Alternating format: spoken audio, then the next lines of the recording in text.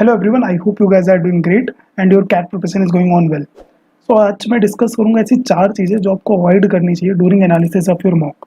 As you all know, mock is the most important part of your CAT preparation और साथ साथ उसका analysis भी उतना ही ज़रूरी है जितना कि मॉक देना। तो पहली चीज़ है कि लोग बहुत ज़्यादा टाइम वेस्ट कर देते हैं एक मॉक को एनालिसिस करने में। मैंने कुछ स्टूडेंट से बात की है जो मुझे बता रहे थे कि वो एक मॉक एनालिसिस करने में 6 से 7 घंटे लेते हैं, जो कि बहुत ही ज़्यादा आप टाइम वेस्ट कर रहे हो ऐसे क्रूशियल टाइम में जब आपको कैट के लिए सिर्फ 50 डेज बचे हैं, जहाँ पर आपको मैक्सिमम टाइम अपने रिवीजन और प्रैक्टिस में देना चाहिए। तो I don't think you should waste this much time in the analysis of your mocks. तो कितना टाइम देना चाहिए मॉक को एनालिसिस में? I think it is a your 2 hour mock, so maximum two maximum I think 2 hour is more than enough.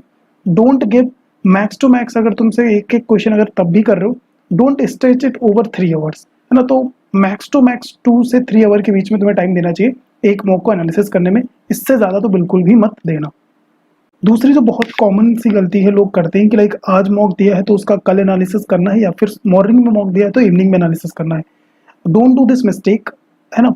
इसकी वजह से क्या होता है कि आपको एनालिसिस करने का टाइम बढ़ जाता है। जैसे मैं लास्ट जो मिस्टेक बताई कि 6 से 7 घंटे आप एनालिसिस करते हो, रीज़न ये होता है कि आप कॉन्टिन्यूस एनालिसिस नहीं करते हो। So what I will suggest, तुम्हें क्या करना चाहिए कि मॉक 2 घंटे का है तो take your time of 4 hours.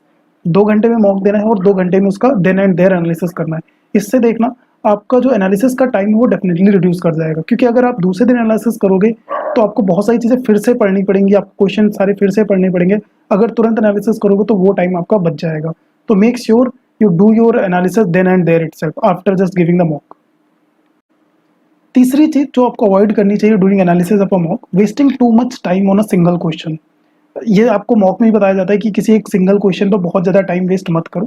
Same goes for analysis की किसी एक पर्टिकुलर क्वांट के क्वेश्चन पर या फिर किसी एलआरडी सेट पर या फिर किसी आरसी पर बहुत ज़्यादा टाइम वेस्ट नहीं करना। सपोज क्वांट के तुमने 4 क्वेश्चन पकड़े जिस पर 10-10 मिनट एनालिसिस में वेस्ट कर दे, टोटल 40 मिनट तुमने वेस्ट कर दिए। जब भी तुम्हारे मन में थॉट है कि पूरा क्वेश्चन सॉल्व करना है ना, तो क्या कर सकते हो कि जस्ट थिंक कि सेम क्वेश्चन एग्जाम में नहीं आने वाला है। अगर सेम क्वेश्चन आएगा और तुम इतना ज़्यादा टाइम यहाँ पर ले रहे हो तो it is difficult to attempt this question in the exam, है ना। एग्जाम में तो एक क्वेश्चन को मैक्सिमम 2-3 मिनट देने होंगे। एनालिसिस में अगर तुम उसको 10-15 मिनट दे रहे हो तो एग्जाम में अगेन आई थिंक अगर वो चेंज करके क्वेश्चन आ गया, सेम क्वेश्चन तो नहीं आएगा, कुछ उसमें डेटा चेंजेस या कुछ चेंजेस के साथ आएगा, तो it will be difficult for you to solve within 2-3 minute. तो एग्जाम में तो वैसे नहीं करने वाले हो, तो एनालिसिस में बहुत ज़्यादा टाइम वेस्ट मत करो। बट क्या करना चाहिए हमें, यू हैव टू तुम्हारे कोई रिवीजन प्लान होगा, उसमें एक नोट बना लो कि this is the concept that I need to do. वो तुम्हें रिवाइज करना है जब भी तुम्हारा वो रिवीजन का टाइम टेबल होगा। सो इतना तुम्हें करना है जब भी कोई कॉन्सेप्ट या कोई क्वेश्चन तुमसे बहुत ज़्यादा टाइम वेस्ट होने लगता है ड्यूरिंग योर एनालिसिस, इससे ज़्यादा कुछ और नहीं करना है। चौथी चीज़ आपको समझना होगा मार्क्स और परसेंटाइल में। सपोज आप 2 कोचिंग के टेस्ट सीरीज दे रहे हो, एक में आपके मार्क्स बहुत ज़्यादा आ रहे हैं और एक में आपके मार्क्स कम आ रहे हैं। तो आपको देखना होगा कि जिसमें मार्क्स ज़्यादा है उसमें परसेंटाइल कितना आ रहा है और जिसमें मार्क्स कम आ रहे हैं उसमें परसेंटाइल कितना आ रहा है। दोनों परसेंटाइल को कंपेयर करना होगा। अगर आपका परसेंटाइल बहुत कम आ रहा है so you need to worry about.